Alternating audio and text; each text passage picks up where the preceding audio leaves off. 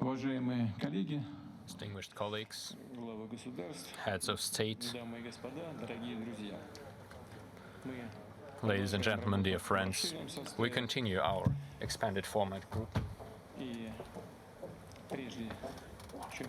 Before we do that and begin, we need to agree on the agenda. It is well known to you all. Are there any questions or remarks regarding the agenda? Any proposals or amendments? If not, let us consider the agenda agreed. Thank you. If you don't mind, allow me to start our work, or rather continue our work. We will now consider the relevant matters of BRICS activities, first of all in the area of economy and the humanitarian sphere. We will listen to reports by the heads of the relevant agencies of our group, namely the President of the New Development Bank, Madam Dilma Rousseff, as well as the Chair of the Business Council, Mr. Cyril, the Chair of the Interbank Cooperation Mechanism, Mr. Shuvalov, and the Chair of the Women's Business Alliance, Madam Nesterova.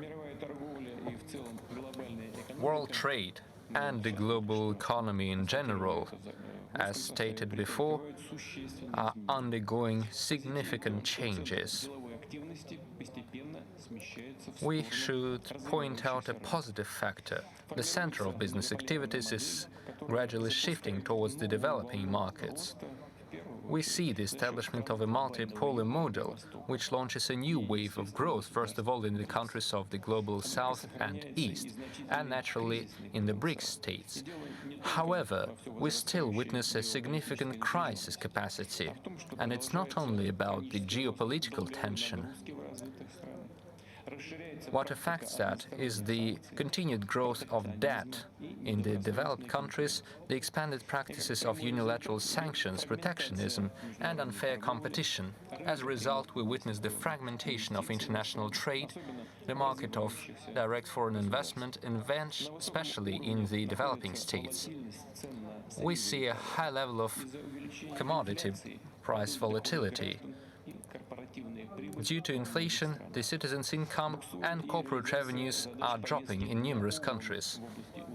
We are not up to the task of complying with the UN Agenda in Sustainable Development to 2030, and the less developed countries are suffering from this the most.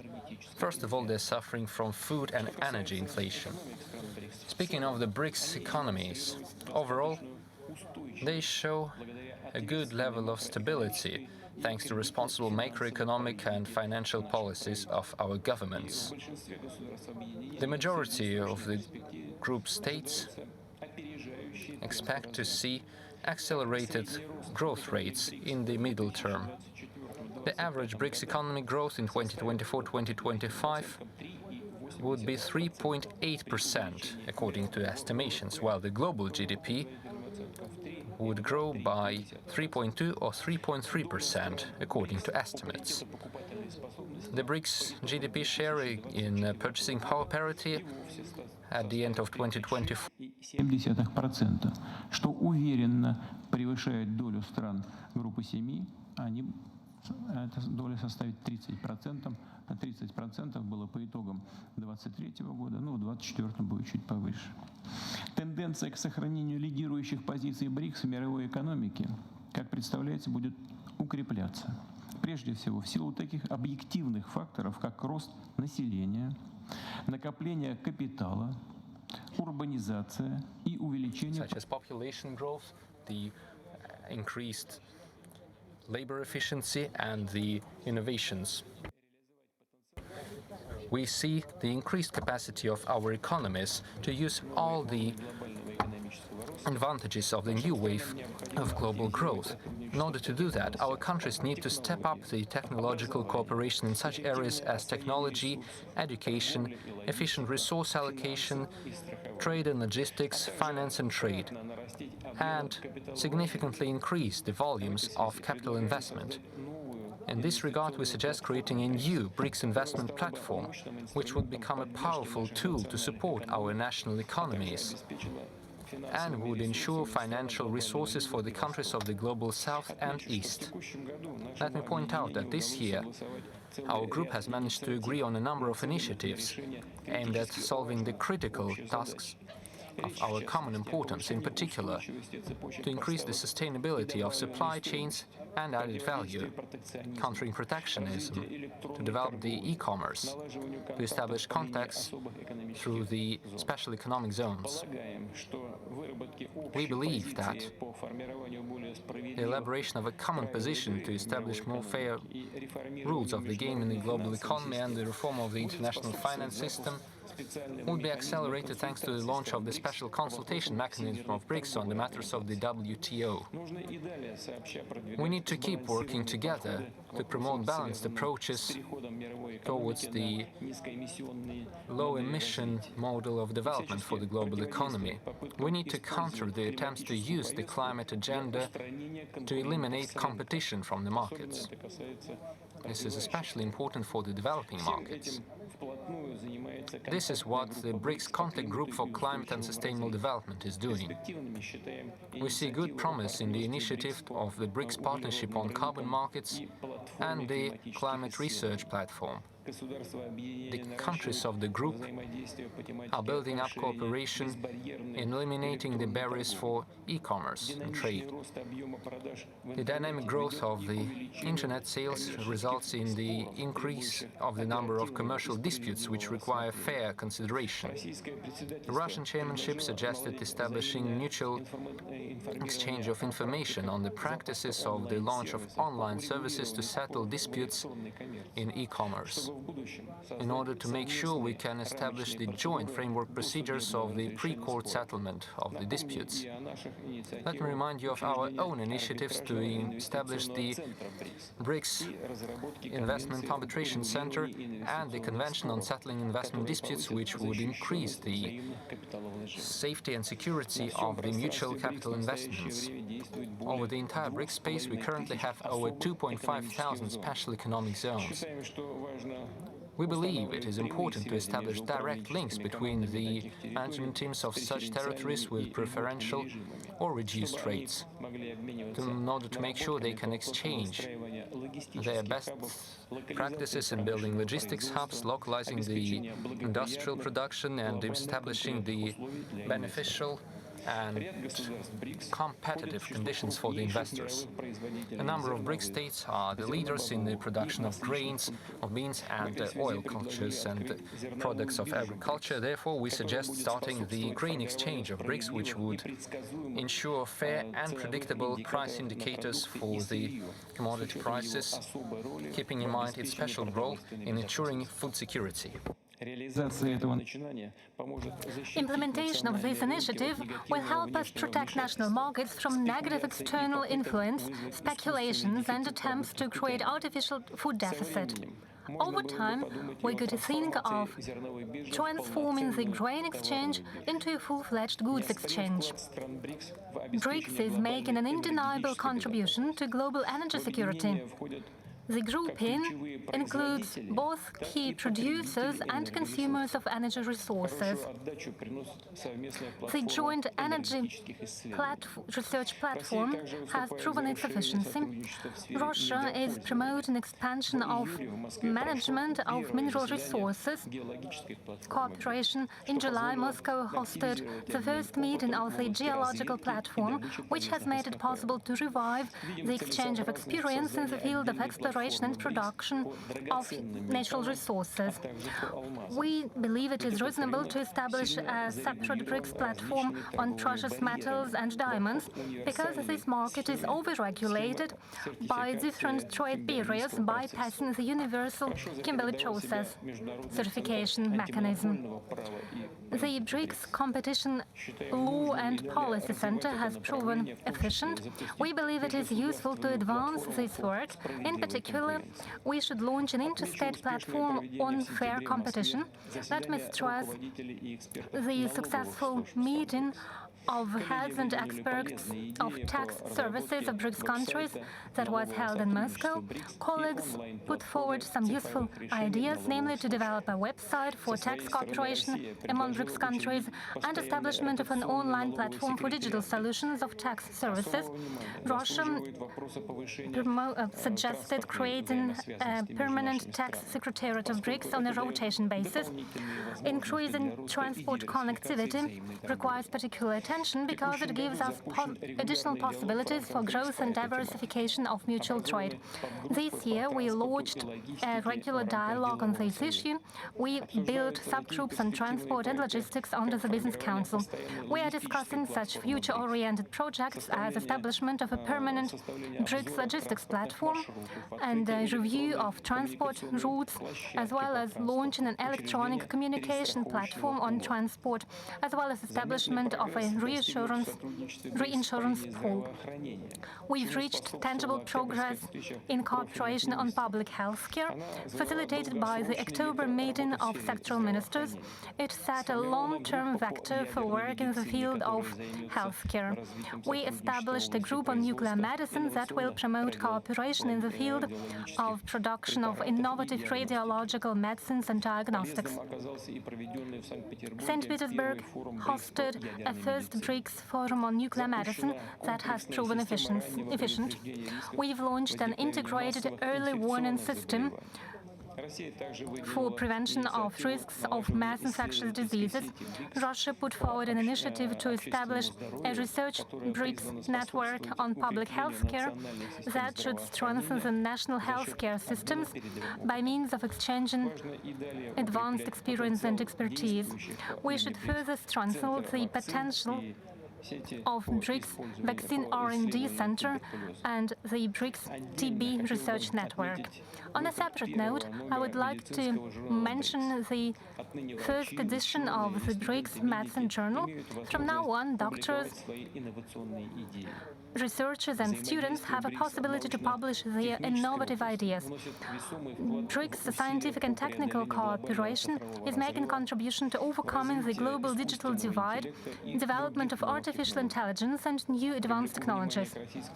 I would like to draw your attention to the Russian proposal on establishment of a BRICS alliance in the field of artificial intelligence. It aims at regulating artificial intelligence technologies, in particular in order to prevent their unlawful use. In Russia, the business community has adopted a code of ethics in this field. Our BRICS partners and other countries are welcome to join it. We welcome agreement on common approach to the creation of a system of scientific databases, as well as expansion of cooperation in the number of participants of the network university. Let me mention the decision to establish the Day of Geographer. From now on, it will be celebrated annually on the 18th of August. We have already held a scientific expedition to the national parks in Krasnoyarsk and region and Khakassia on that day. During the Russian chairship, we made a focus on development of cultural and humanitarian contacts. We held an international film festival and the cultural festival of BRICS countries and established an alliance of national dancing cultures and an association of BRICS Educational Film and Media Association. We've held large-scale sports games of BRICS. This year, Kazan hosted the 5th edition of such games on 27 sports. For the first time, they were held in an open format. Not only BRICS athletes participated, but also athletes from more than 80 countries of the world. These groups demonstrate that Russia has an up-to-date infrastructure and human potential to hold large global-scale sports events. In order to further develop the BRICS Games, we suggest that we develop a special intergovernmental program and establish a coordinating body that would implement projects in the field of physical culture and sports. This year, within the grouping, we have revived an interparliamentary dialogue. We established a new format, namely the meetings of heads of committees on international affairs of our respective lawmaking bodies. There are good prospects for cooperation between regions cities and municipalities. During thematic forums held in Moscow, Nizhny Novgorod and Kazan, we managed to discuss prospects for cooperation in the field of sustainable development of municipalities, effective governance of urban facilities and infrastructure, as well as ensuring greater accessibility of public services. Distinguished colleagues, Excellencies, thank you for your attention, and now I would like to give the floor to give you a chance to speak on the results of our economic and humanitarian cooperation. Now I give the floor to President of the People's Republic of China.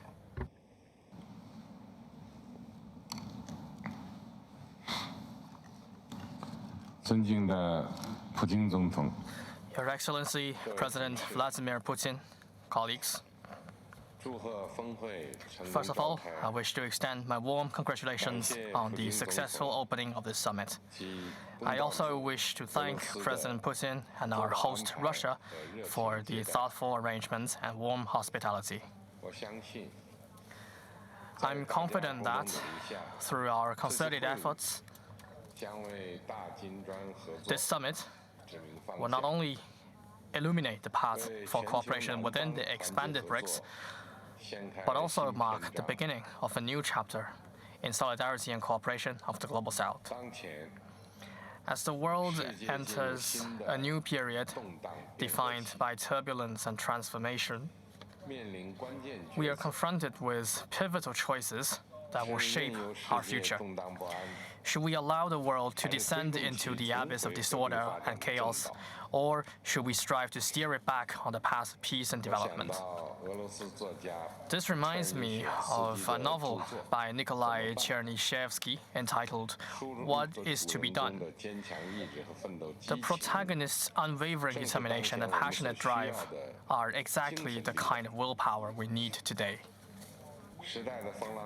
The more tumultuous our times become, the more we must stand firm at the forefront, exhibiting tenacity, demonstrating the audacity to pioneer, and displaying the wisdom to adapt, to jointly open up a new chapter for the high-quality development of the greater BRICS cooperation. We should build a BRICS committed to peace, and we must all act as defenders of common security.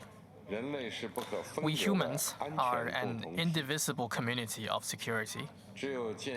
Only by embracing the vision of common, comprehensive, cooperative, and sustainable security can we pave the way for universal security.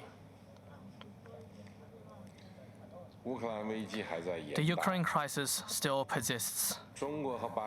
China and Brazil, in collaboration with other countries from the Global South, initiated a group of Friends for Peace to address the crisis. The aim is to gather more voices advocating peace. We must uphold the three key principles, namely no expansion of the battlefields, no escalation of hostilities, and no fanning flames, and strive for swift de-escalation of the situation. While the humanitarian situation in Gaza continues to deteriorate, the flames of war have once again been rekindled in Lebanon, and conflicts are escalating among the parties. We must promote an immediate ceasefire and an end to the killing. We must make unremitting efforts toward a comprehensive, just, and lasting resolution of the Palestinian question. We should build a BRICS committed to innovation, and we must all act as pioneers of high-quality development. As the latest round of technological revolution and industrial transformation is advancing at an accelerated speed, we must keep pace with the times and foster new quality productive forces. China has recently launched a China BRICS Artificial Intelligence Development and Cooperation Center. We are ready to deepen cooperation on innovation with all BRICS countries to unleash the dividends of AI development. China will establish a BRICS Deep Sea Resources International Research Center A China Center for Cooperation on Development of Special Economic Zones in BRICS countries, a China Center for BRICS Industrial Competencies, and a BRICS Digital Ecosystem Cooperation Network. We welcome active participation from all the interested parties to promote the high-quality upgrading of BRICS cooperation. We should build a BRICS committed to green development, and we must all act as promoters of sustainable development. Green is the defining color of our times. It is important that all BRICS countries proactively embrace the global trend of green and low-carbon transformation. China's high-quality production capacity, as exemplified by its manufacturing of electric vehicles, lithium batteries, and PV products, provides a significant boost to global green development. China is willing to leverage its strength to expand cooperation with BRICS countries in green industries, clean energy, and green mining, and promote green development through the entire industrial chain so as to increase the green quotient of our cooperation and upgrade the quality of our development. We should build a BRICS committed to justice, and we must all act as forerunners in reforming global governance. The international power dynamics is undergoing profound changes, but global governance reform has lagged behind for a long time.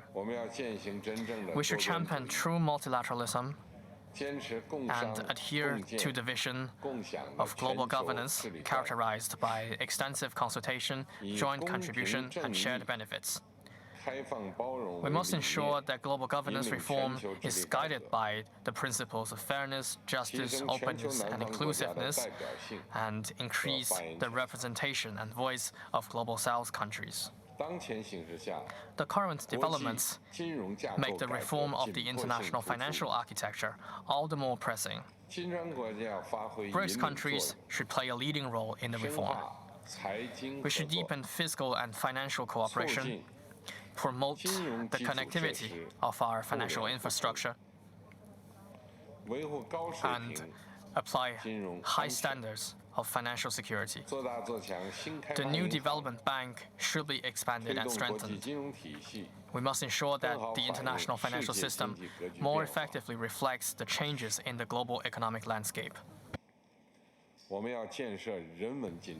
We should build a BRICS committed to closer people-to-people exchanges, and we must all act as advocates for harmonious coexistence among all civilizations.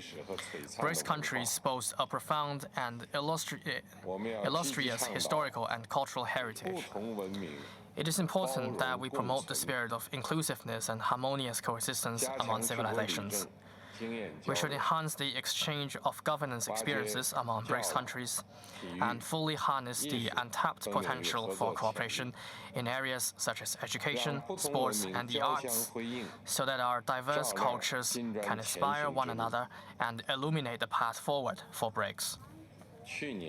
Last year, I proposed an initiative for BRICS digital education cooperation, and I'm delighted to see that it has become a reality. China will implement a capacity-building program for BRICS digital education. We will open 10 learning centers in BRICS countries in the next 5 years and provide training opportunities for 1,000 local education administrators, teachers, and students. This will be a tangible step to deepen and strengthen people-to-people exchanges among BRICS countries. Colleagues, China is willing to work with all BRICS countries to open a new horizon in the high-quality development of greater BRICS cooperation and build a community with a shared future for mankind together. Thank you. Спасибо большое, уважаемый господин председатель. мнение Китая. Крайне важно.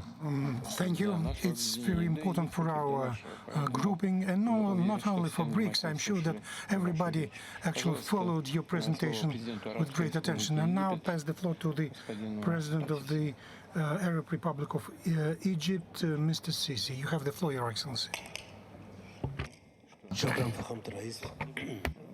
Excellency President, in the name of Almighty God, Your Excellency President Vladimir Putin, President of Federal Russia, Majesties and Excellencies, Presidents of states and governments, honorable participants, it gives me a pleasure to address this session, which is an availing opportunity for exchanging views and consultations in a framework of openness that boosts common understanding to the current international and regional issues.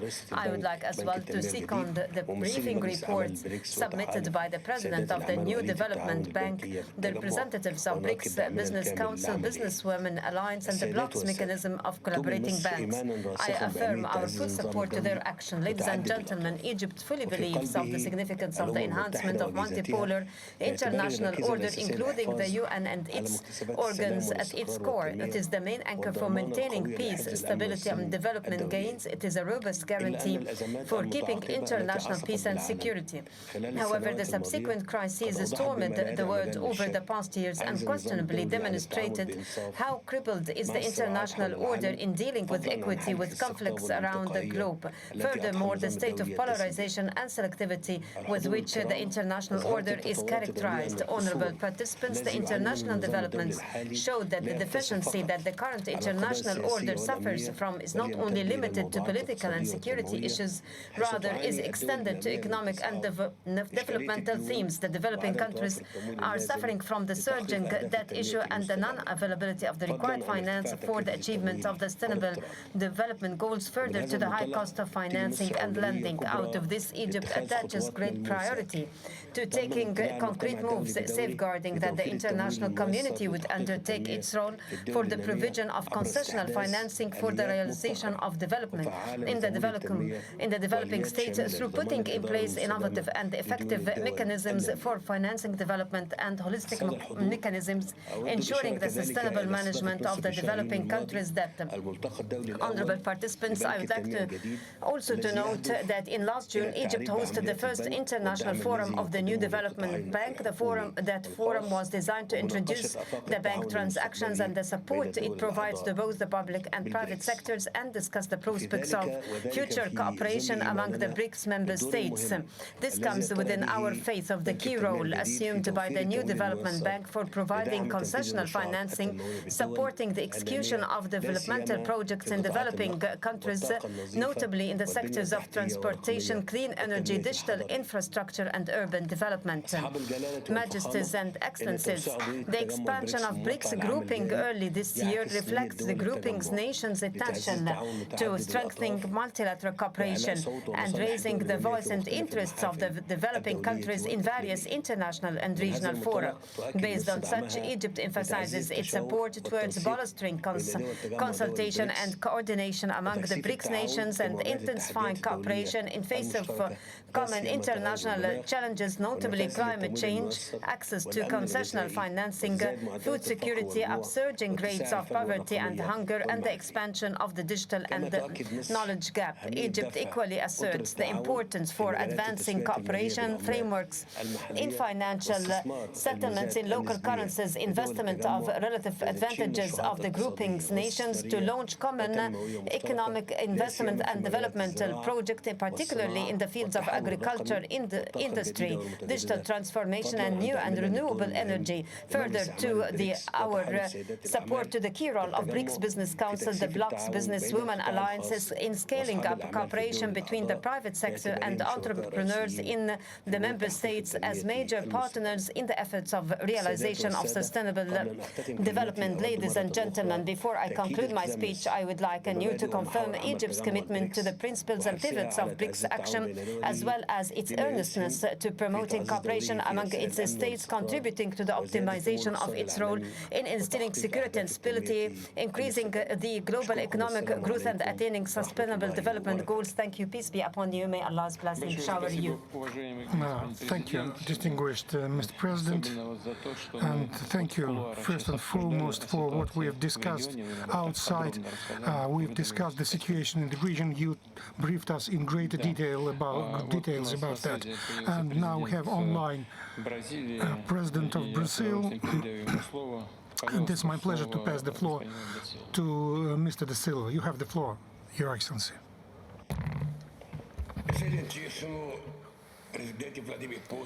Your Excellency, President Vladimir Putin, I would like to congratulate you for this successful BRICS meeting which is being held these years.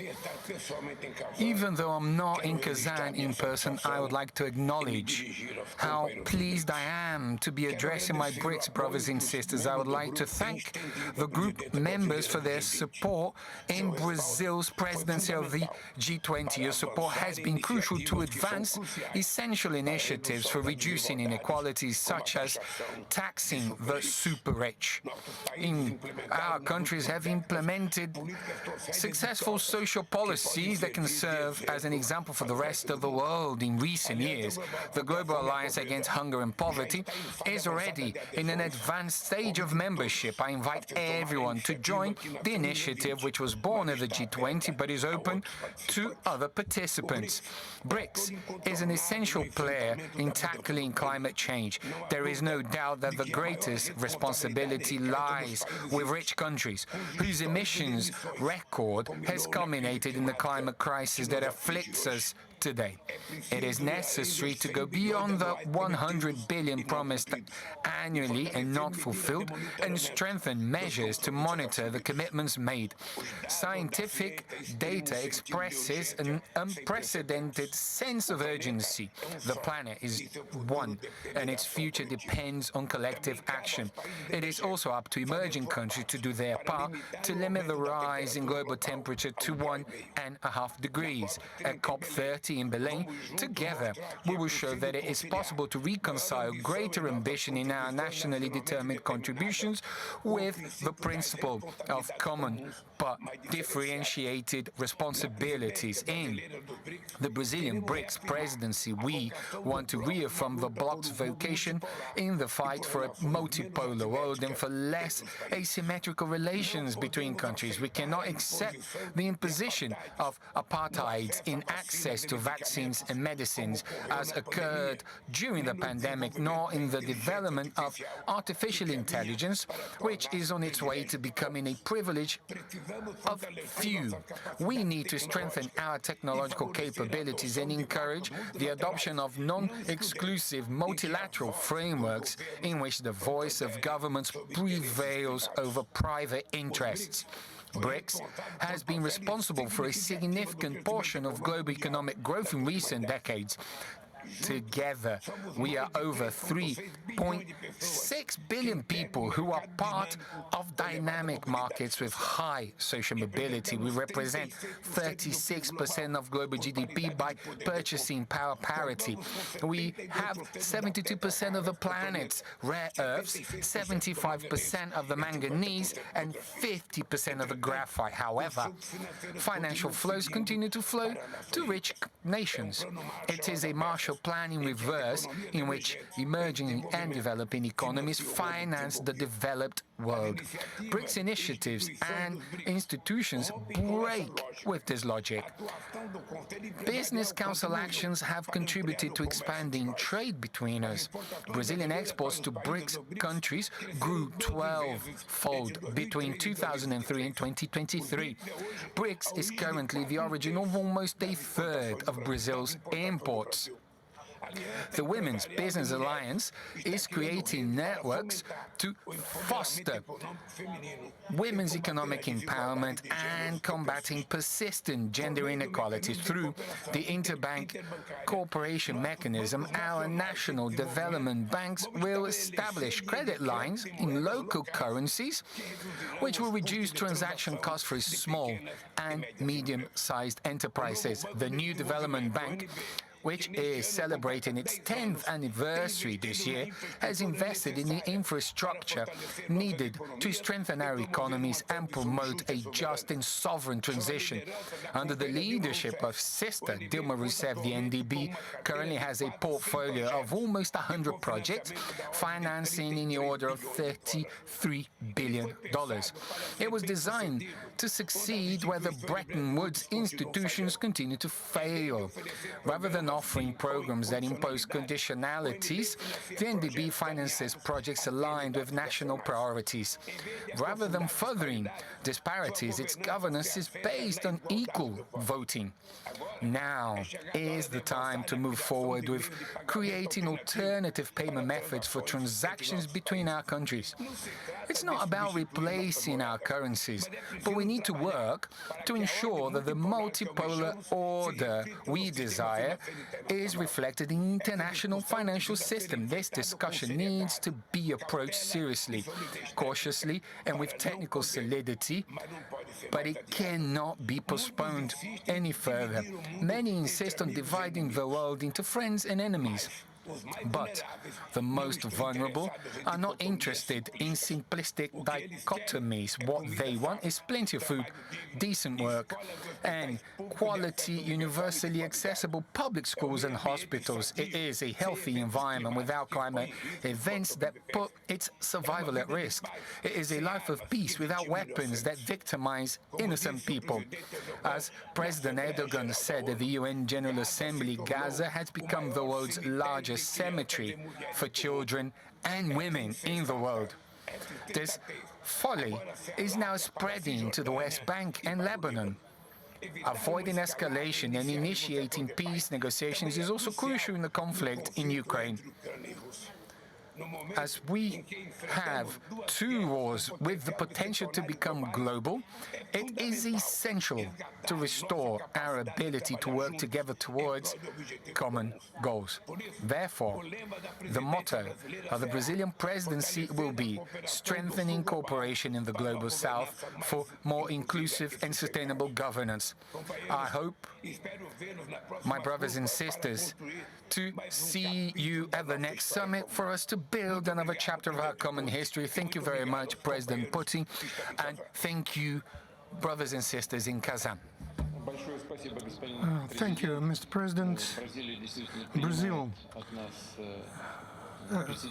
we passed the chairship to Brazil, and on our behalf we will do our best to support you and to make this transition of chairship efficient, and we are sure that the chairship is in secure hands. And now I pass the floor to the Prime Minister of Ethiopia. You have the floor, sir.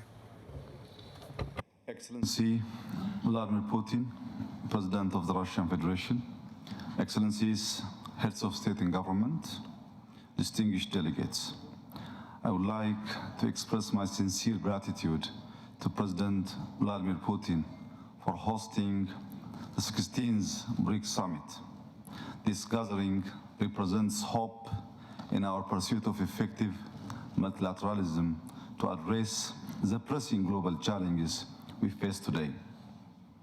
As the newest member of the BRICS family, Ethiopia is prepared to engage constructively in fostering a multilateralism that serves both developed and developing nations, anchored in the principle of equity. Our world is rapidly evolving with a multitude of crises that demands wisdom and thoughtful approach. Excellencies, it is crucial to acknowledge that economic growth in developing countries is often challenged by unfair global financial systems. The imbalances in our global economic framework are driving rising inequality, inflation, and unemployment, making collective efforts more urgent than ever. The calls for climate action and climate finance continue to be ignored even as the crisis deepens. In the middle of these challenges, however, I see a tremendous opportunity in BRICS. with its collective voice representing nearly half of the global population and over a third of global GDP, BRICS has the potential to be a transformative force for a more equitable world order. Excellencies, intra-BRICS trade, investment, and tourism can ignite economic growth that not only benefits our member states, but also serves as a model for cooperation and solidarity in addressing global challenges. We must leverage our diverse economies and high growth potential to achieve tangible economic gains that uplift our people. Enhancing cooperation in the development of artificial intelligence is also essential. I strongly support the proposal made both by President Putin and President Xi on this matter. Furthermore, the expedited consideration of membership requests to the new development bank will serve to enhance alternative financing, particularly for infrastructure projects that are crucial to our development. I believe BRICS is uniquely positioned to galvanize support for a fair and representative multilateralism. Together, we can champion reforms that address the concerns of developing nations and ensure that their voices are heard on the global stage. Ethiopia, in particular, wishes to emphasize that the reform of the UN Security Council deserves our attention. We have confidence that the countries at this summit will prioritize Africa's representation in the UN Security Council, adhering to the common African position. This is not just about representation. It is about justice, equity, and ensuring that all nations can contribute to global governance. Mr. President, Excellencies, Ethiopia exemplifies the practical relevance of our partnership, embodying the hope and potential that BRICS represents. Our nation, now the third largest economy in sub-Saharan Africa, is endowed with a young and dynamic workforce, vast arable land, and abundant renewable energy resources. These assets present unparalleled opportunities for investment and trade, and our ongoing macroeconomic reforms have unlocked new avenues for growth. Our Green Legacy Initiative, which mobilized our citizens to plant 40 billion seedlings in 6 years, stands as a testament to our commitment to sustainable and climate-resilient economic growth. Ethiopia is equally committed to ensuring food security, having become the largest wheat producer in Africa through enhanced productivity. Our investments in smart cities and tourism development highlight our cultural and historical richness, drawing visitors from around the globe. Therefore, I renew my call for strong intra-BRICS economic cooperation across sectors such as manufacturing, agriculture, energy, tourism, and importantly, artificial intelligence. As I conclude, let me assure you, Excellencies, of Ethiopia's unwavering commitment to actively participate in realizing our shared vision for a brighter future. Let us ensure that our partnership not only addresses our immediate challenges, but also lays the groundwork for a more equitable and inclusive multilateral world. I thank you. Спасибо большое, уважаемый господин премьер-министр. Thank you, distinguished Prime Minister. You attracted our attention to our priorities. Now I pass the floor to the Prime Minister of India, Mr. Narendra Modi.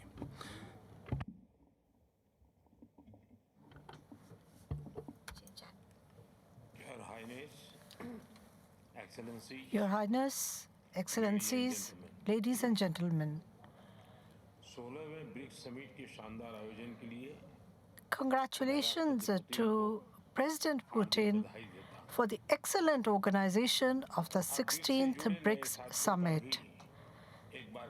And once again, a warm welcome to all our new friends who have joined BRICS.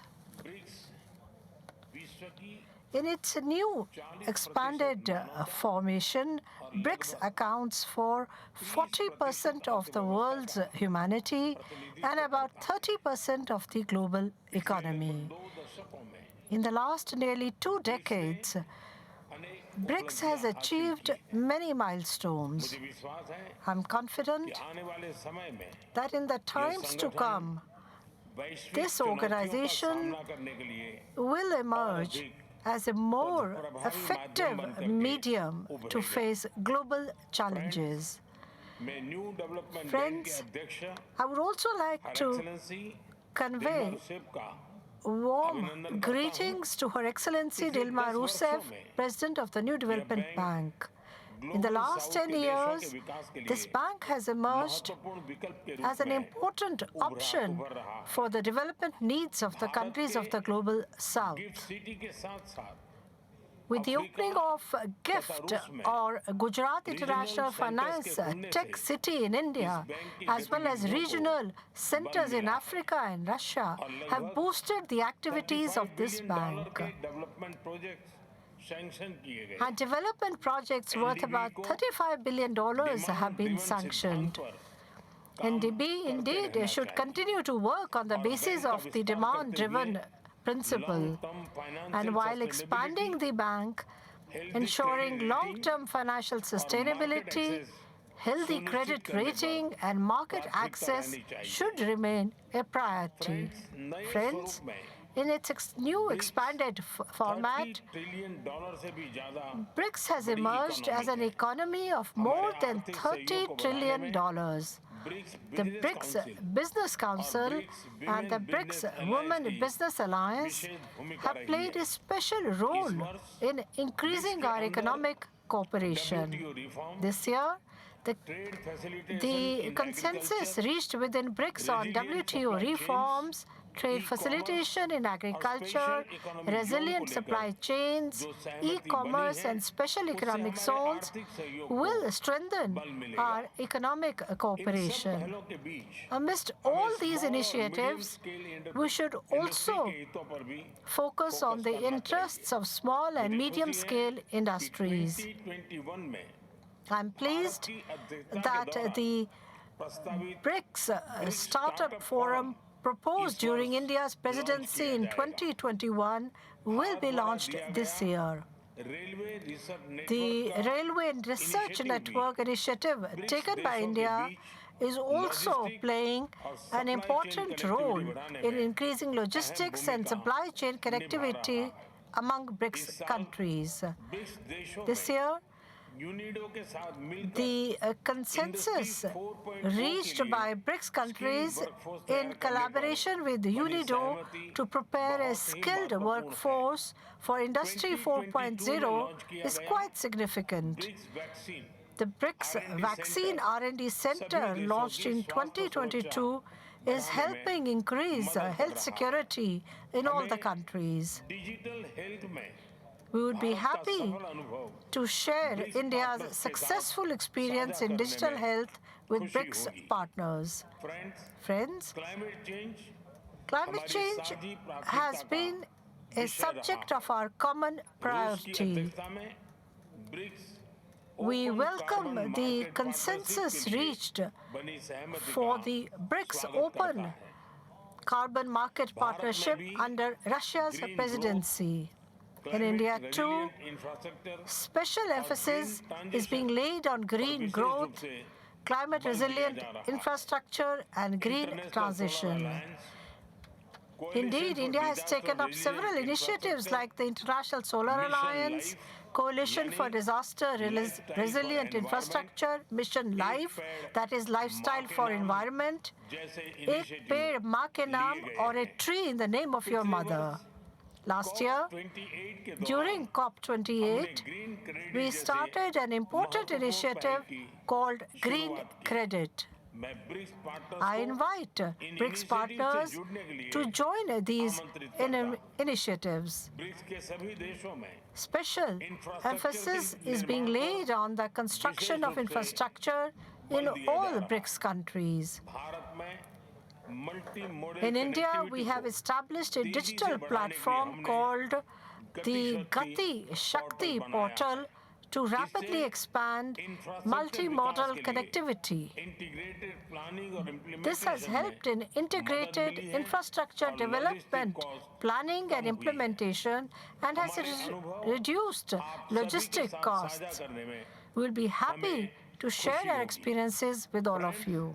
Friends, we welcome efforts to increase financial integration among BRICS countries.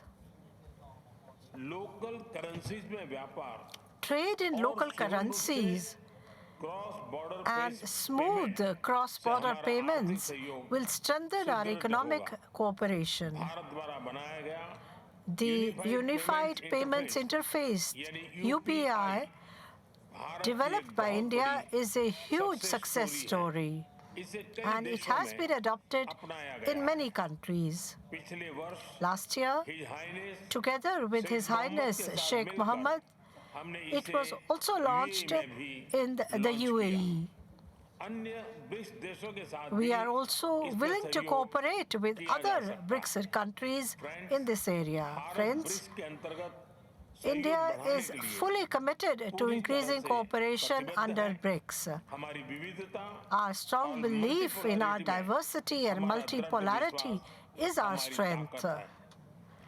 And this strength of ours and our shared belief in humanity will help in giving a meaningful shape to a prosperous and a bright future for the generations to come. I thank everyone for today's very important and valuable discussions. As the next president of BRICS, I extend my heartfelt best wishes to President Lula. India will give its full support for the success of your BRICS presidency. Once again, many thanks to President Putin and all the leaders. Thank you very much, distinguished Prime Minister. We all talk about the need to ensure high rates of economic growth, and you managed to do that. We congratulate you on these results. 7.5% of GDP growth is an example for many of us, and I thank you for your initiatives. Thank you. And now, please, I give the floor to the President of Iran.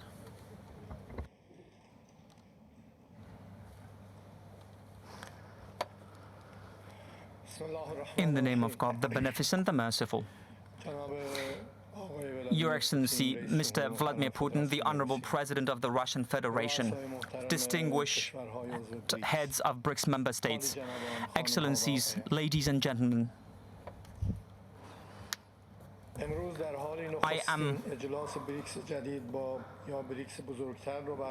Today we have convened the first summit meeting of the new or otherwise expanded BRICS, while many of the hopes for a more just, secure and prosperous world in the post-Cold War era have not been afforded the opportunity to be fulfilled, as aspirations for dominance and unilateralism continue to threaten, like a deadly plague, the foundations of global peace and cooperation.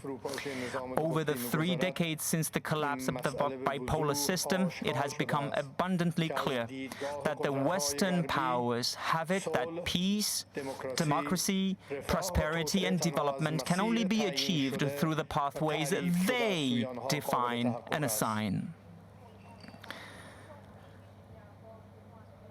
The upshot of this monopolistic worldview thus far has been but a surge in violence, war and terrorism on the one hand, and unprecedented recourse to economic and political sanctions on the other. According to statistics, the United States alone has imposed 3 times as many sanctions on other countries of the world in the past 2 years than the entire stretch of the last decade. The flip side of the coin of Western unilateralism has been the outbreak of various wars, the most oppressive and excruciating of which are currently unfolding in the occupied Palestine and Lebanon. The formation, continuance and expansion of BRICS over the past 15 years have proffered the countries and the global community an opportunity to not tether their destinies to the sole dictates of Western powers, and to pave ways for broader participation of all emerging powers in global economic governance. In the early years following the establishment of BRICS,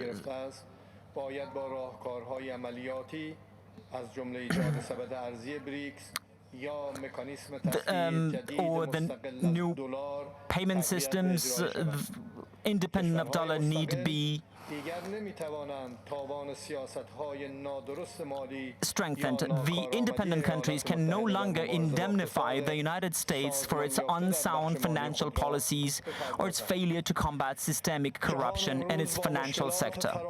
The world today faces numerous challenges, including food security, climate change, debt crises, the North-South divide, to name a few.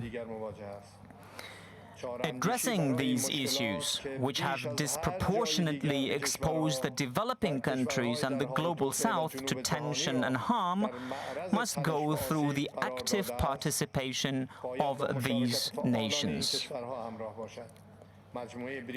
The BRICS alliance ought to pursue with higher vigor its cause of making the voices of the unheard echo throughout the global community and effectively follow up on its dialogue mechanisms with other countries. We believe in BRICS ideals of reforming global governance, multilateralism, promoting peace, security, and inclusive economic growth, and fostering transparency and democracy in global financial institutions.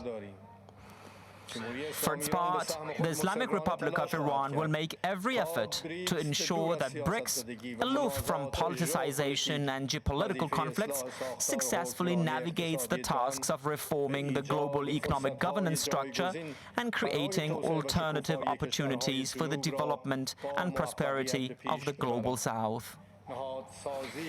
With the inclusion of new members, BRICS institutions such as the new Development Bank and the Contingency Reserve Arrangement ought to assume greater responsibility for financing member countries' projects and addressing payment imbalances. Guided by the core principles of sound competition and mutual cooperation, each BRICS member should view the progress and development of other members as its own. BRICS is not meant to serve as merely a conversation club. Its decisions should have the backing of execution guarantees and anticipation of apt tools that can help them materialize. The growth of the level of economic cooperation, including the volume of investment and mutual trade among BRICS members, can be used as a benchmark to annually assess the degree of BRICS' success or failure. To this end, it is imperative that a center for collecting, aggregating, and evaluating member states' economic data be established.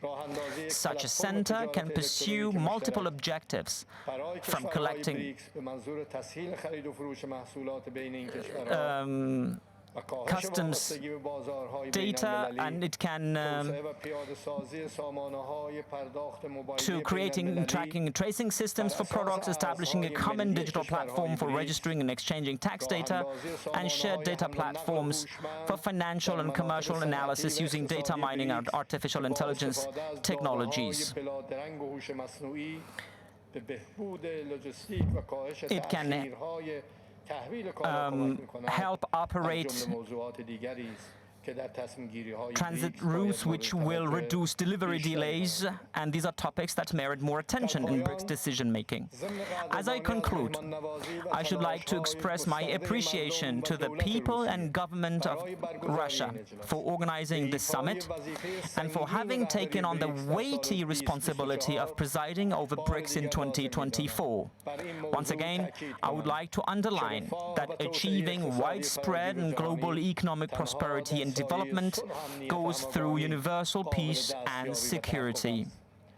Yet, what we are witnessing today in Palestine and Lebanon is the deepening of the footing of war and violence through disregard for the fundamental rights of the peoples, who want nothing more than the right to sovereignty over their ancestral lands.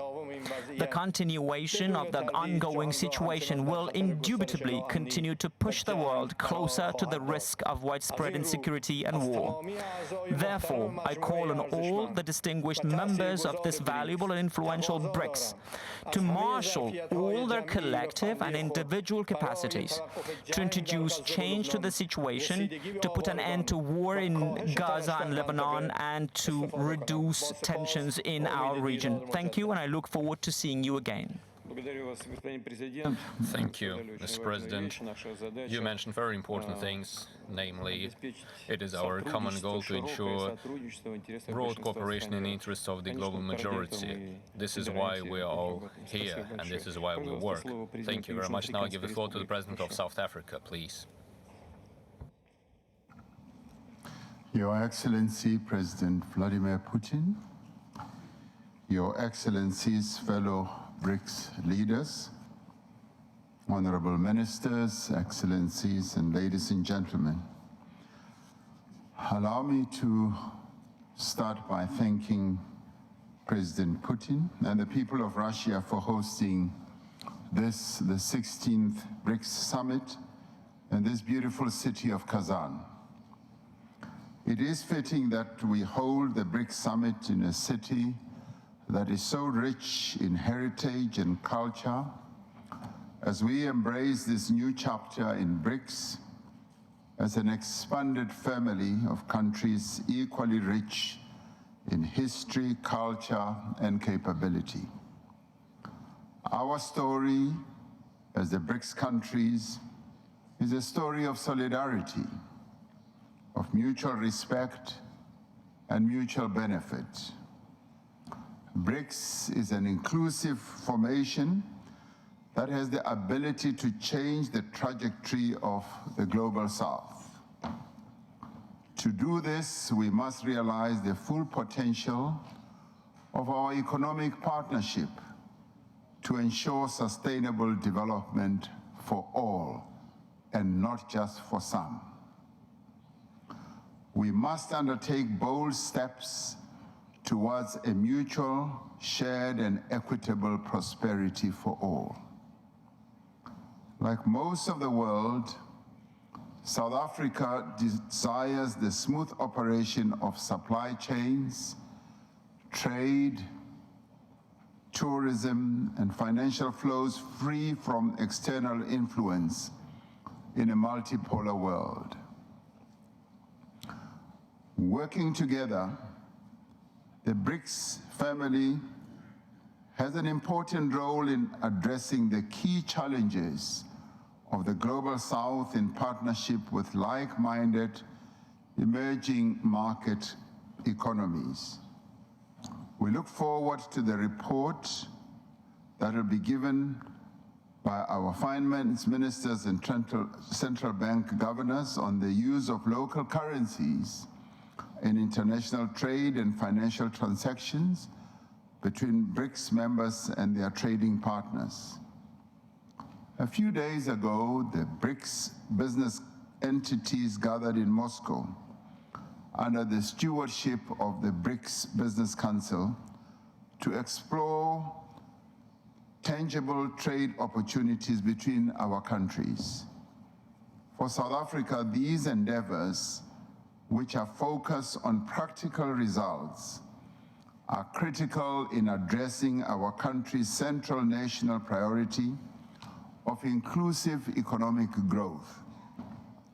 For us, inclusive growth means, amongst other things, prioritizing women-led businesses. In this regard, we acknowledge the diligent work of the BRICS Women's Business Alliance to unlock economic value between the BRICS countries for the development, growth, and sustainability of women-owned businesses. As we seek sustainable development solutions, we must acknowledge the challenges posed by climate change. We must acknowledge the devastating impact on lives and livelihoods of our current climate trajectory.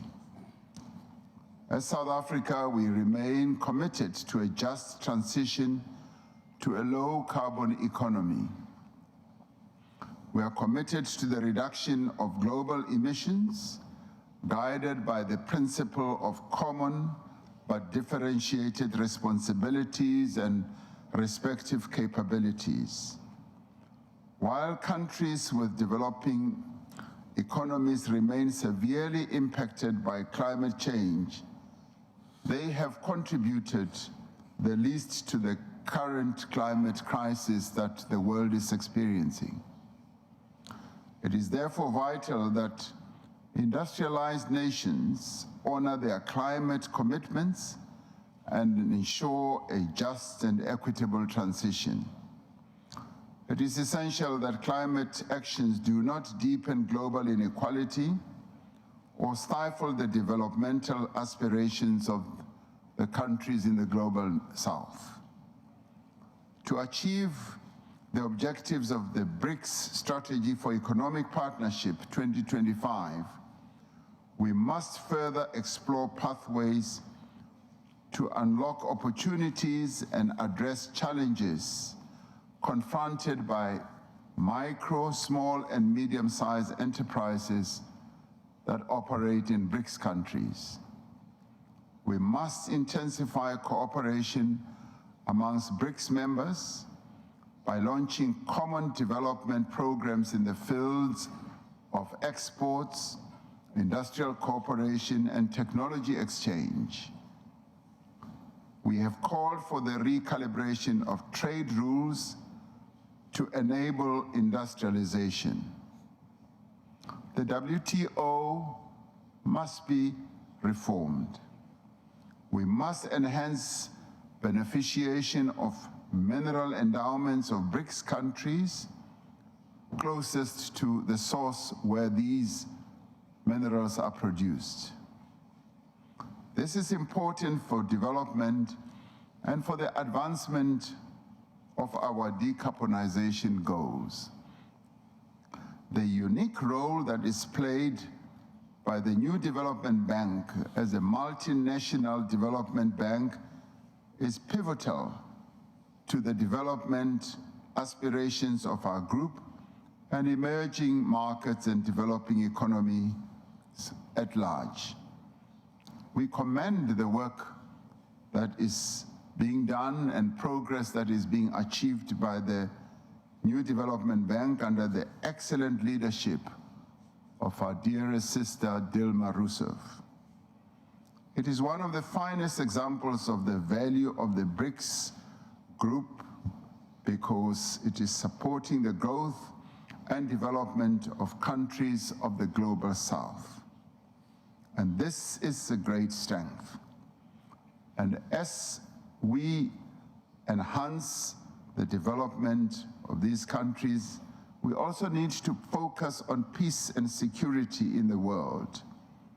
The conflicts that continue to rage in the world are of great concern to us. The continuing conflict in Gaza, the Middle East, resulting in the death of so many Palestinians, is a matter of great concern. We must continue to insist that there should be a ceasefire with immediate effect, and that there should also be recognition for the self-determination of the Palestinians. We have achieved progress on a number of areas, and this level of progress that we have achieved must encourage us and inspire us to do more.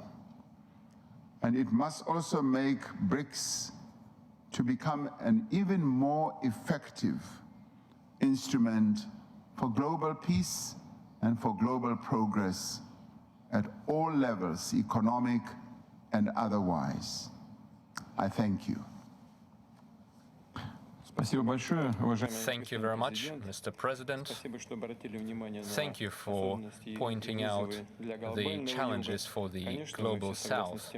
We all agree that we need to fight against climate change, but we cannot agree with you that no one should be allowed to use this for their own selfish interests or interests of certain groups. You said that rightfully. Thank you very much for that.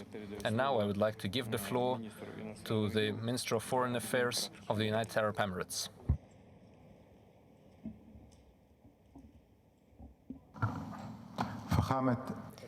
Excellency President Vladimir Putin, the President of Federal Russia, Excellencies, we meet today at a historic moment that requires us all to think about the future in a different manner. We don't meet here for only dealing with the current challenges, yet to forge a roadmap for a brighter, sustainable future, fulfilling the aspirations of our populations. What is distinguishing about this juncture that the sustainability shapes the future of the upcoming economy. It has been clear that economic growth is no longer associated with the traditional patterns, yet on our potentialities and capabilities for innovation and adoption of new technologies, in addition to rethinking of how to tap the current opportunities. Our economy today is in need of new drivers, and to think beyond current challenges and explore new solutions that would forge the global scene in a different manner that ensures growth, prosperity on one hand, and sustainability and fairness on the other hand. Ladies and gentlemen, UAE believes that the modern economy must be resilient, diversified, and based on innovation. Over the past decades, we built an economy based on diversification and openness to the world. Nonetheless, we realize that success is not only on present, but however it rests on the future and adoption of new approaches serving our interests and the interests of our population and forthcoming generations. Egypt takes pride that it has realized specific shifts in different sectors like aviation, technology, and logistics, as it hosts as well a number of the prominent strategic events at the international level, representing basic platforms for the enhancement of the international economic dialogue, especially pertinent to green and sustainable economy. The green economy represents today one of the basic anchors and pillars for the attainment of sustainable development. In the UAE, we see that such a diversified economy is an opportunity for strengthening growth, economic growth. UAE invested in the renewable energy, wind energy, and other sources of energy, and we hope to enhance the capacity of the energy, natural energy, and the green economy is part of our vision for a sustainable future that respects the environment. Excellences, through the comprehensive economic partnership, SIBA, UAE strengthens its initiatives and creates new economic opportunities. Such conventions are major pillars in our external economic policies. It allows us to open new markets and increases our economic competitiveness in the global markets. They also enhance our cooperation with our partnerships in the interest of the benefit of everybody. In UAE, we believe that the developmental partnership is the key to sustainable development, and we endeavor to expand such partnerships, and we also increasingly focus on the economies which contribute to green economy. Ladies and gentlemen, in the conclusion of our today's meeting, chaired by Excellency President Vladimir Putin, we assert that the joint communique that will be issued would be a very important step to our strengthening our collaboration and advancing and moving forward towards facing the future collaboration and achieving our joint goals. Thank you. Thank you so much. United Arab Emirates are very responsible when it comes to resolution of our common tasks. We have had lots of opportunities to discuss it with President of the United Arab Emirates, in particular during his most recent visit to Russia. Now I give the floor to President of the New Development Bank, Madam Rousseff.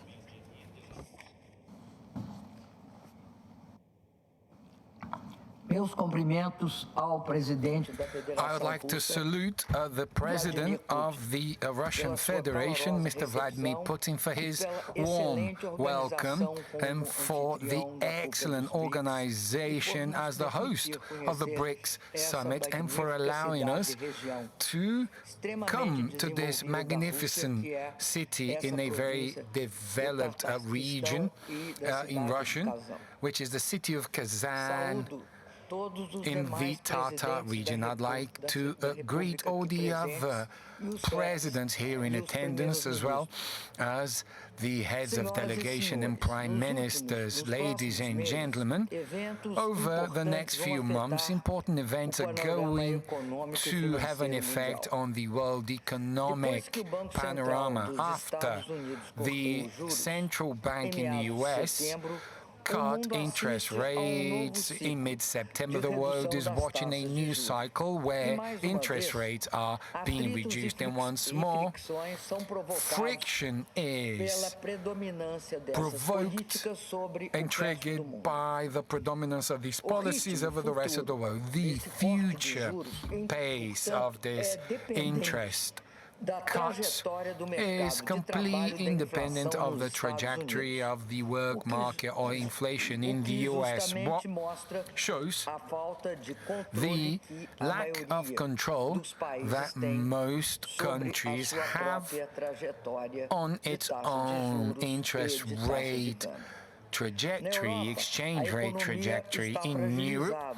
The economy is frail, and other events continue to fire on the continent. The level of worry may be seen by the European Central Bank's decision last week of reducing interest rates for the third time this year. Therefore, we can see that there is a strong push for this stilled growth. However, global South countries in Asia, Middle East, Africa, and Latin America, particularly countries in Asia and the Middle East, they have been responsible for the improvement as far as international economic financial conditions of all the peoples.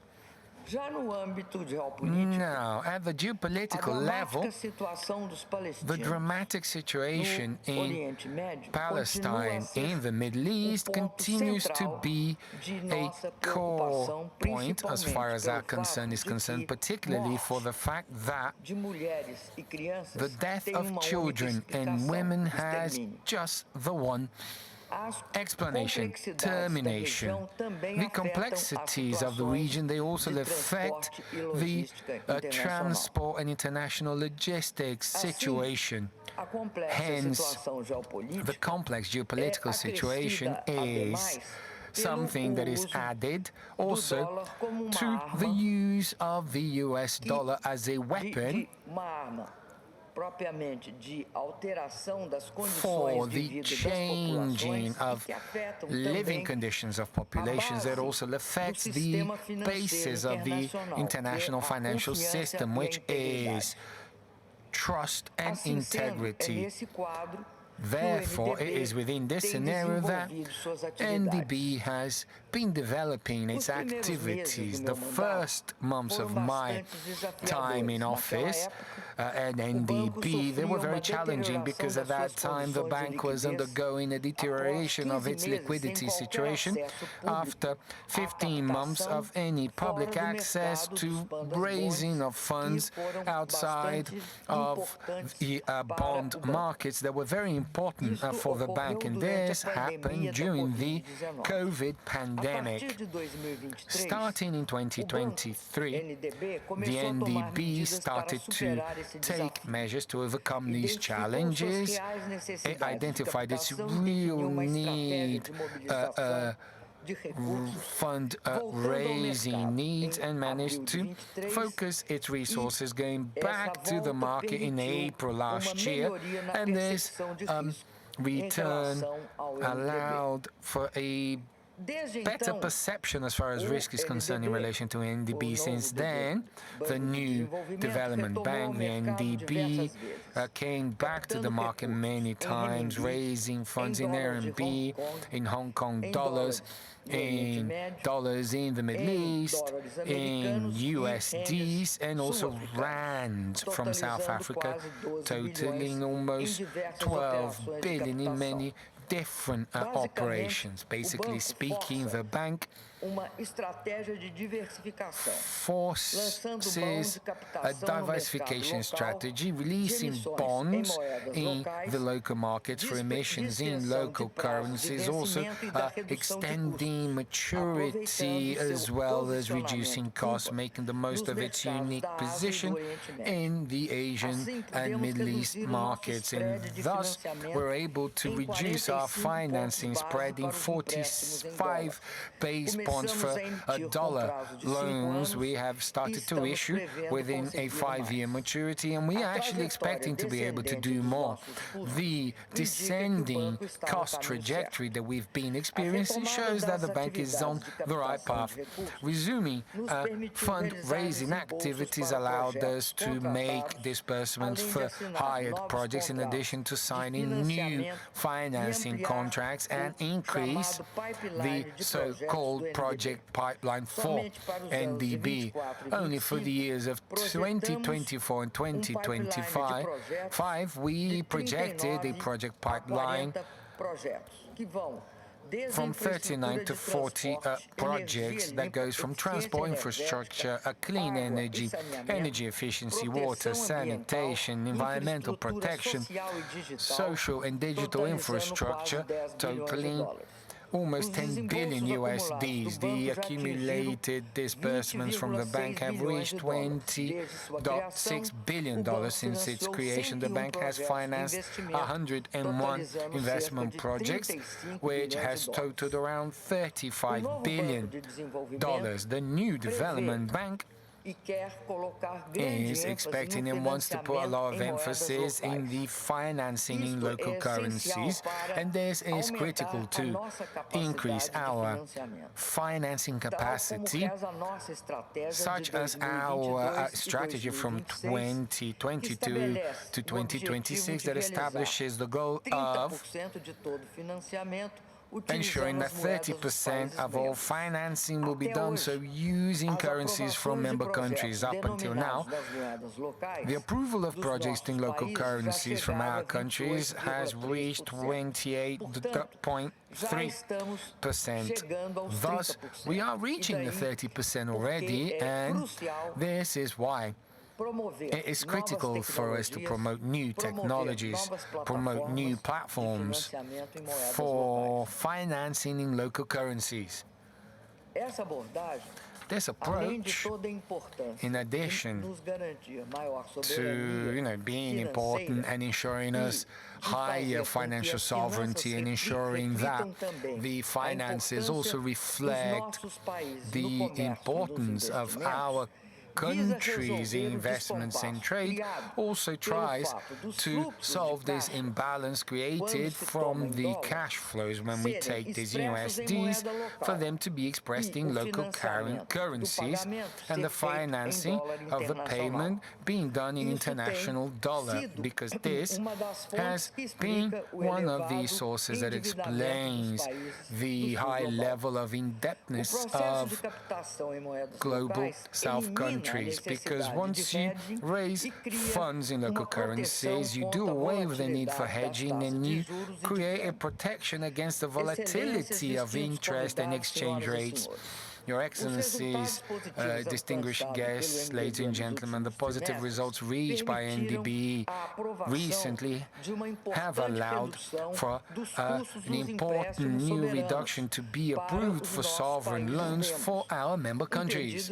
A very long-lasting request from our shareholders, and this is an important fact because by reducing such costs makes the projects better for countries in the global south and also makes the bank more competitive. Another item which is top of our priority list is expanding the number of members, because new members, they reinforce the roles, the bank's role as a platform for cooperation for global south countries. The growing interconnection between us makes it easier for creating a financial infrastructure based on multilateralism and on a multipolar world.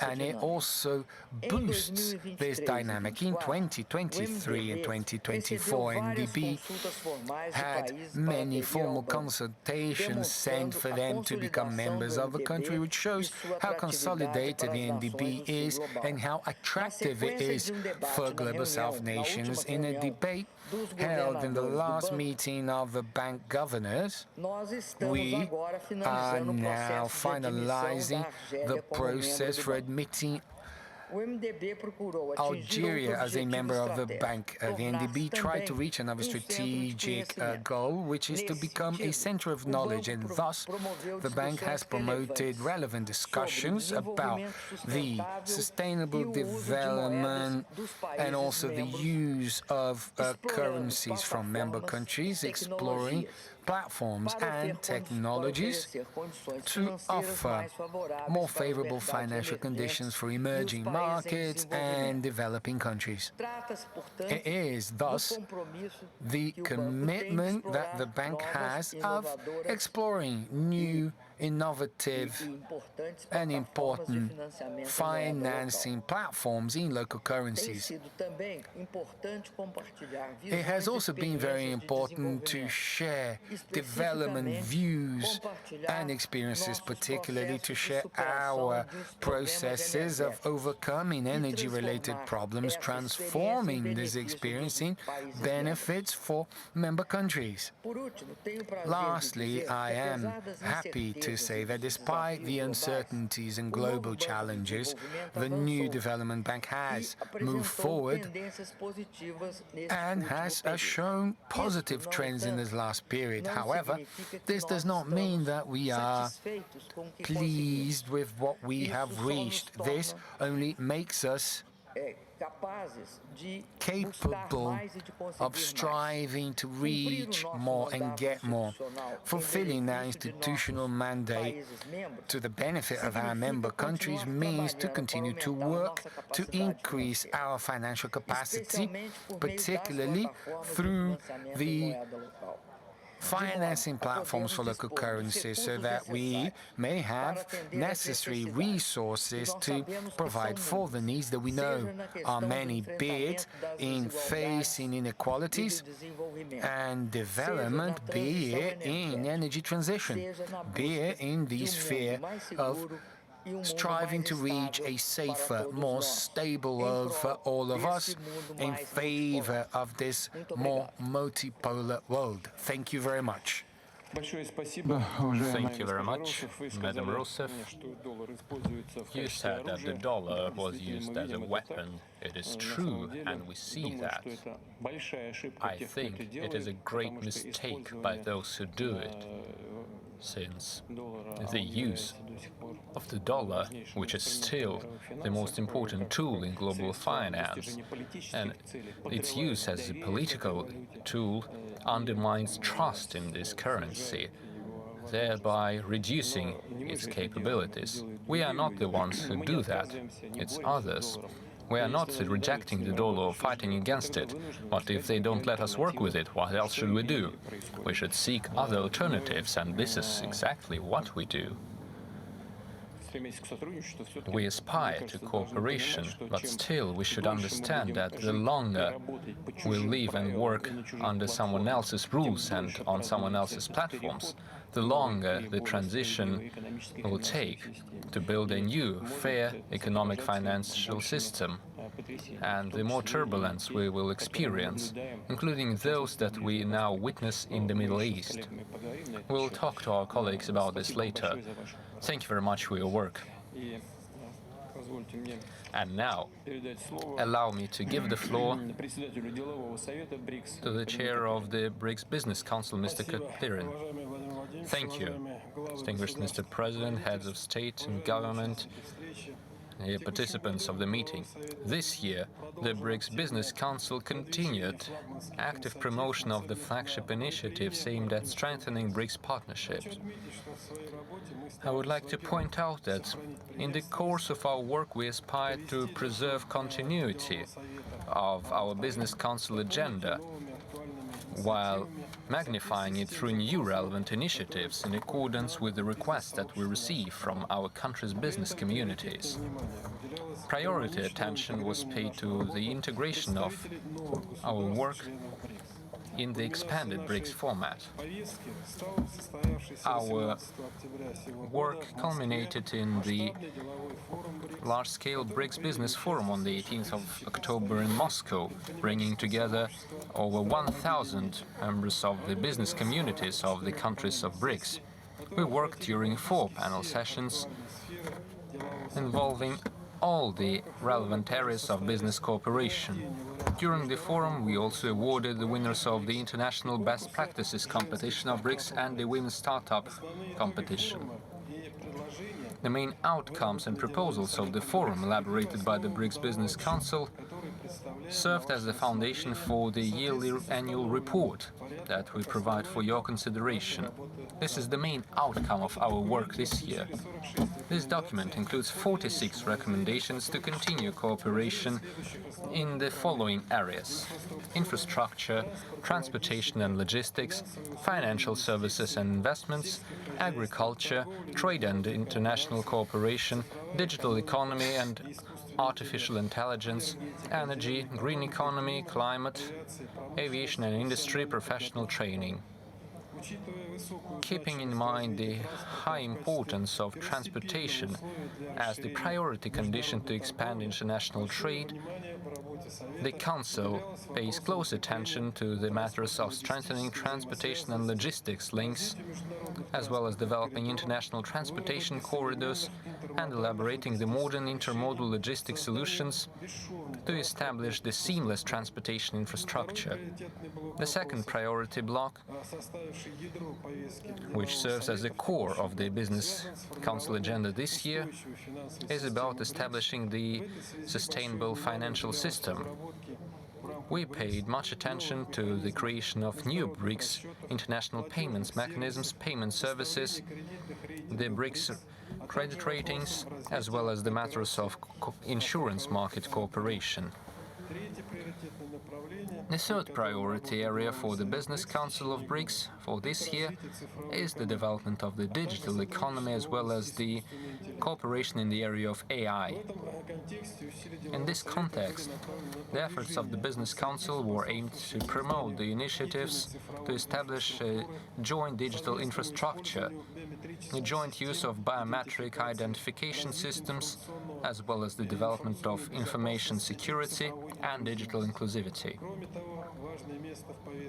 Apart from that, the Business Council agenda was dominated by the matters of food security, investment cooperation, sustainable development, as well as ensuring BRICS technological sovereignty. Distinguished Mr. President, heads of state and government, under the current political and economic transformations, we still witness serious aspirations of the businesses of BRICS to continue working together to establish and deepen business contacts, to seek out new drivers for economic growth, for the sake of better links between our countries, to improve the quality of life and welfare of the BRICS citizens. Basing on the experience of the Business Council this year, you can rest assured that the BRICS business community, the Chambers of Trade and Industry, the Committees for International Trade, the industrial unions and the entrepreneur associations, companies and enterprises stand ready to continue working on their links to build fair and mutually beneficial cooperation.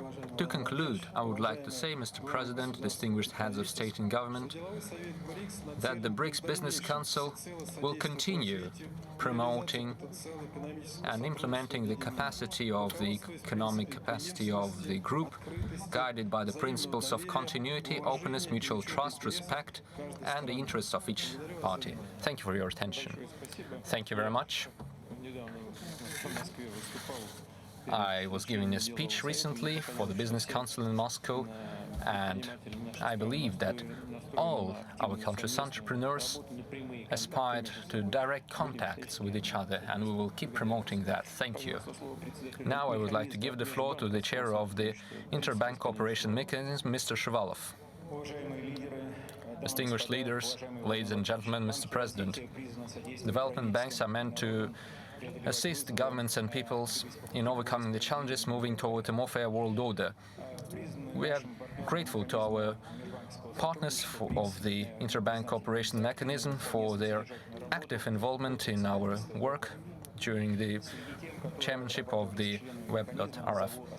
We are grateful to them, and here are the main areas of our work this year: the financement of trade in national currencies, the innovative mechanisms of financing infrastructural projects, in particular the mixed financing mechanism, as well as the establishment of voluntary carbon markets and carbon units for the BRICS members, and the cooperation with the Institutes of Development, in particular the new Development Bank. As stated today, as part of the Business Forum, President Putin, you underlined that the economies of our group would generate the main growth of the global GDP in the future. This requires the establishment of our own development platform, which would be independent from any outside influence. And a special role in strengthening our financial cooperation belongs to the new Development Bank, as mentioned today. This bank was also involved in the events of the Interbank Cooperation Mechanism. We stand ready to continue working to deepen our multilateral and the bilateral links with the partners in the financial institutes.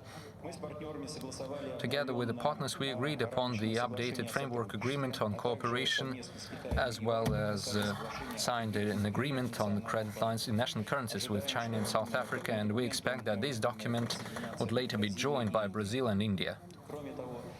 Apart from that, we started work to expand the format by nominating organizations from the new BRICS members. Unfortunately, as of today, only Iran has provided its Meli Bank as one of the strongest national banks to take part in this format. Allow me to address the leaders of the new member countries. Make sure that you nominate such organizations as soon as possible to ensure the mechanism can work to its full capacity, especially in the year of Brazil's chairmanship. The exchange of experience between the members of our group and the mechanism of the IBM mixed financing was the center of our work. We presented our top-of-the-line product, the project financement system. We believe that the mixed finance system, when we use various funding sources, would improve the prospects for the joint projects in the multilateral format. The scale of the challenges facing our economies clearly indicates that we need to stand together to implement the trans-border projects in such areas as transportation infrastructure and high-tech industries. Together with the Russian Ministry of Economic Development, we plan to work on the tools to evaluate the quality of life and efficiency of projects in the area of public-private partnerships at the BRICS level. The work on the public-private partnerships is the traditional mandate of development banks in the world. As part of our group, we could consider the exchange of best practices as well as the expansion of the PPP projects with the involvement of business from friendly states and the multilateral and member states development banks. This work could also be conducted under the leadership of the new development bank. An important part of the BRICS agenda is the issue of sustainable development and in particular the joint realization of projects aimed at helping national economies adapt to climate change. And all the members of the mechanism stand united in their understanding that carbon neutrality cannot go against other priorities of sustainable development, namely the quality of life, energy and food security, water availability and inclusive education. As the main institute of financement in Russia, we promote carbon neutrality together with our partners and hope for broad cooperation with other financement institutes and development institutes of BRICS+. The countries of the group have great capacity to implement national mineral projects and resource projects, since we are the producers and the consumers of these resources. This opens great promises and prospects for the common carbon unit market. In order to do so, we need to establish this market, establish the rules of procedure. During the chairmanship, we only made the first step in this direction. We stand ready to continue such cooperation, including during the upcoming COP29 conference in Azerbaijan.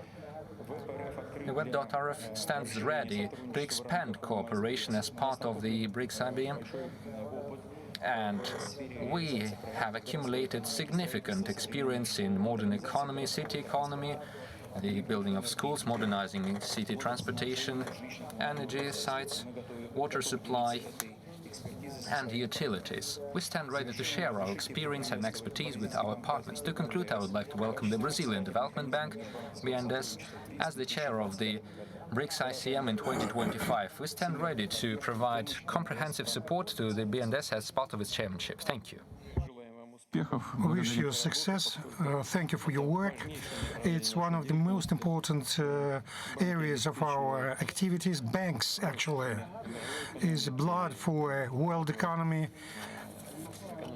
and national economies. Once again, thank you for your work and success to our Brazilian partners. And now I pass the floor to the chair of the Women's Business Alliance, Madam Nesterova, you have the floor. Dear Vladimir Vladimirovich, dear heads of states of BRICS, ladies and gentlemen, thank you for this opportunity to brief you about the main results of our alliance in the framework of Russian chairship. The alliance has been started in 2020. 4 years elapsed, and for this period of time, thanks to common efforts of all national powers, it became an efficient mechanism of business cooperation between business women. The alliance includes industry, agriculture, finances, pharmaceutical sector, infamy, IT, and creative industries, as well as science. We have 6 sectorial working groups, and during Russian chairship, we started the ESG dialogue, which is aimed at implementation of joint initiative and projects. This year, one of our main task is to create the comfort conditions for involving new country in our agenda. And our key project, Common Digital Alliance Platform, helped us.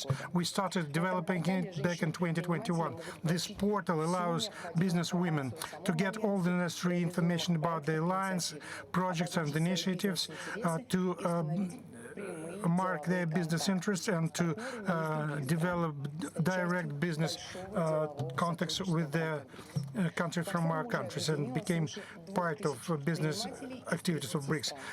More than 2,000 business women from 30 countries are part of this alliance, and we started more than 1,000 women projects and initiatives.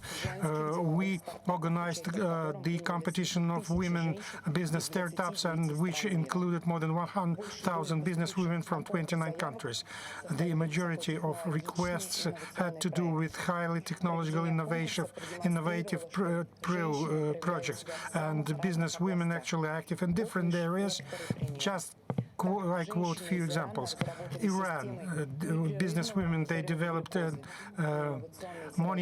system of constant monitoring of glucose and innovative therapy on the basis of immune cells to fight cancer. They created smart spoons to relieve tremor. China, unique robotized hands for humanoid robots.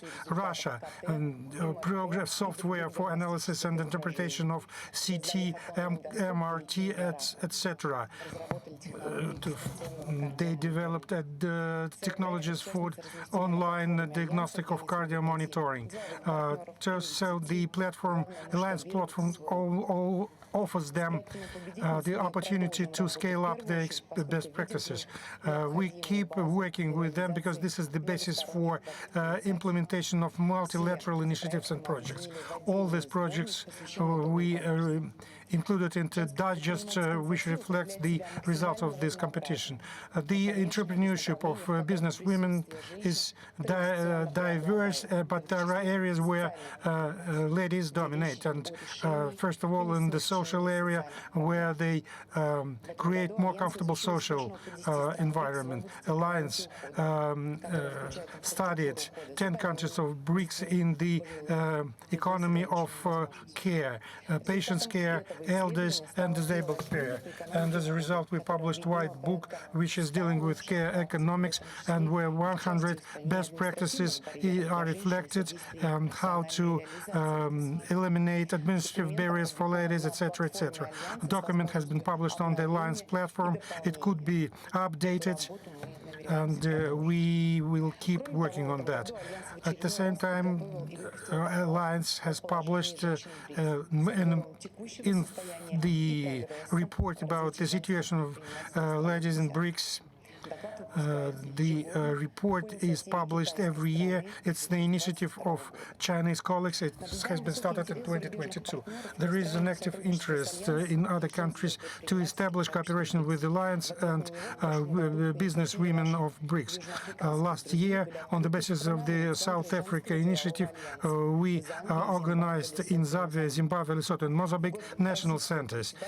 During Russian chairship, we continued this activities, and we started regional offices in Kyrgyzstan, Belarus, and Kazakhstan. We have sure that the geographical representation keeps spreading, and their work is aimed at developing partnership with business women of working in countries which are not part of BRICS, offering them new opportunities for implementation common initiative. We keep implementing last year initiatives. We keep working on creating network of centers of labor and educational mobility of BRICS. First center has been opened in South Africa in 2023. This year, Ethiopia and India joined them. Together with our partners and New Development Bank, we are discussing the opportunity to create BRICS Foundation to promote women's projects. women's businesses, small or medium business, and for them, attracting investment for their development is an acute problem. And we hope to start to develop toolbox which will allow such projects to get necessary financial support. There have been a lot of new initiatives this year. Among them, the initiative to create a platform for dialogue for the ladies which are professional in legal area, development of new innovative pharmaceutical products, initiative to develop cooperation in preventive treatment of chronic non-infectional diseases, creation of media platform in the health area of BRICS. This year, we followed our traditional formats.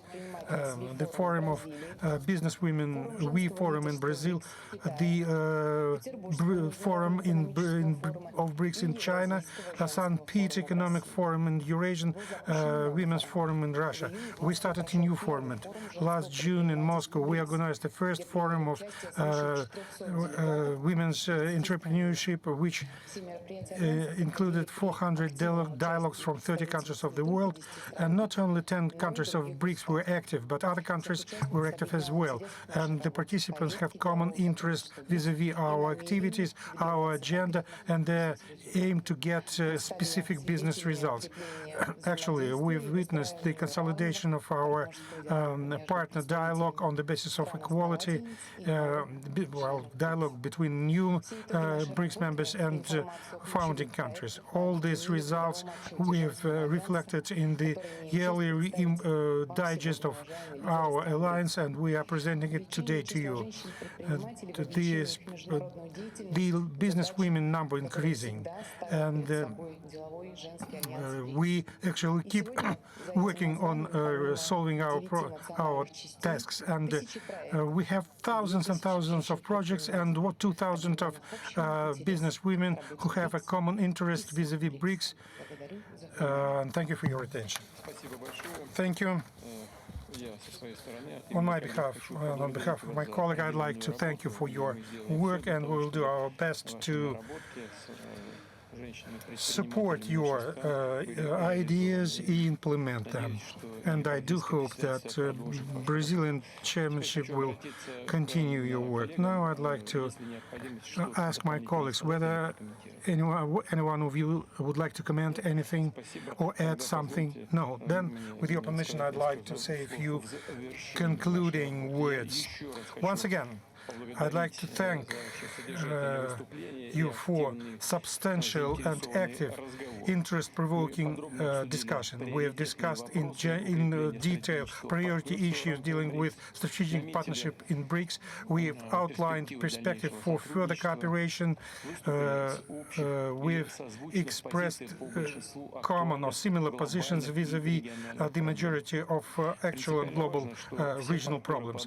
It's important that all BRICS partners are aimed at continuing joint work aimed at more democratic, inclusive, and multipolar international system. We share the understanding that together we are capable of implementing the most ambitious and large-scale projects and initiatives. Presentations of financial and business structures of BRICS were very interesting. Russia, as a co-chair of New Development Bank, is in favor of further consolidation of its project activities in all shareholding countries, as well as in the countries of Global South and East. We support active work of Business Council of BRICS, which in practical fashion is dealing with cooperation between large business and small and medium companies for our countries in industry, agriculture, trade, energy, and transport. We believe important interaction in the framework of interbanking mechanism of BRICS aimed at common support of socially important economic projects, programs of regional development, infrastructural development. One of important tasks is to stimulate using national currencies for trade and investments, and no doubt our common support should be offered to the activities of Women's Business Alliance of BRICS, created to help the best part of our humanity in their business development and their contacts and future-oriented activities. In general, this year, the cooperation, thanks to cooperation in BRICS, we get serious results in all three most important areas: in politics, security, economics, finances, culture, and humanitarian context. And it's a good groundwork for the future.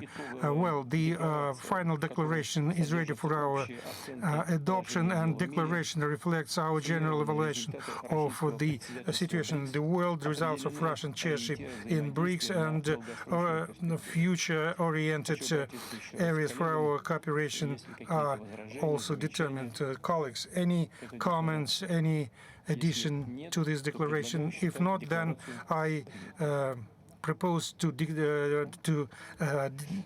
adopt this declaration. The declaration is adopted.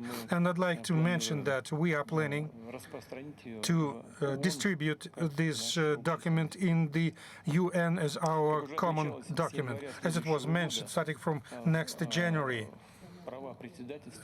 Brazil will assume the chairmanship rights, and I'm sure that Brazil chairship will be based on continuity and will enrich our cooperation with new interesting initiatives and ideas, and we will support our Brazilian friends.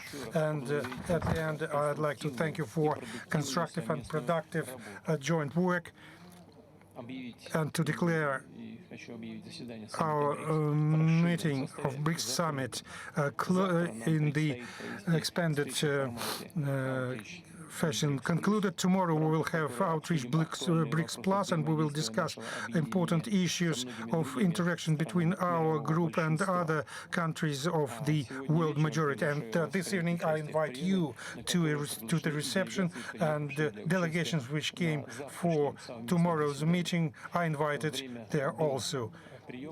And the time before reception we will use for our bilateral meetings. Once again, thank you for your joint work. Thank you.